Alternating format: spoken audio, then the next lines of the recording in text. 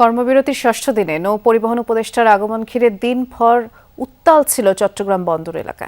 শ্রমিক ও আন্দোলনকারীদের বাধা পেরিয়ে বিভিন্ন পক্ষের সাথে উপদেষ্টার কয়েক দফায় বৈঠক চলে। বন্দরের কার্যক্রমে বাধা দিলে সরকার হার্ড লাইনে যাবে বলে কড়া হুঁশিয়ারিও দেন উপদেষ্টা। এরপর আগামী শুক্র ও শনিবার কর্মবিরতি স্থগিতের ঘোষণা দেন আন্দোলনকারীরা। অনির্দিষ্টকালের কর্মবিরতি সহ বিবাদমান পরিস্থিতি নিয়ে সংশ্লিষ্টদের সাথে আলোচনা করতে সকালে চট্টগ্রাম বন্দরে আসেন নৌ পরিবহন উপদেষ্টা অবসরপ্রাপ্ত ব্রিগেডিয়ার জেনারেল সাখাওয়াত হোসেন।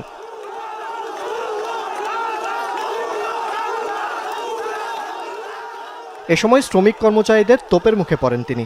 বন্দর ভবনের প্রবেশপথে উপদেষ্টার গাড়ি আটকে স্লোগান দিতে থাকেন আন্দোলনকারীরা। উত্তেজনা সৃষ্টি হলে আইনশৃঙ্খলা রক্ষাকারী বাহিনী পরিস্থিতি নিয়ন্ত্রণে আনেন।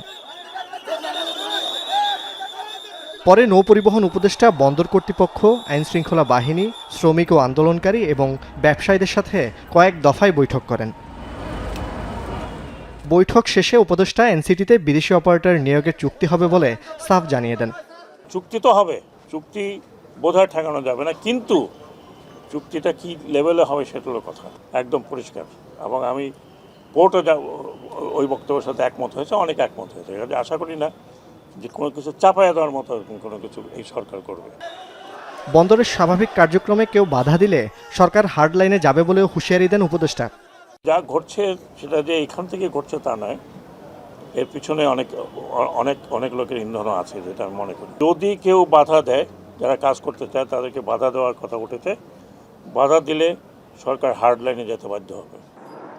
উপদেষ্টার এমন বক্তব্যের পর আগামী শুক্র ও শনিবার কর্মবিরতি স্থগিতের ঘোষণা দেন আন্দোলনকারীরা। তবে কোনো হুমকি বা হার্ডলাইনের ভয়ে নয়, রমজান বিবেচনা ও বন্দর নিয়ে সরকারকে সিদ্ধান্ত নিতেই 2 দিনের সময় দেওয়া হয়েছে বলে জানান তারা।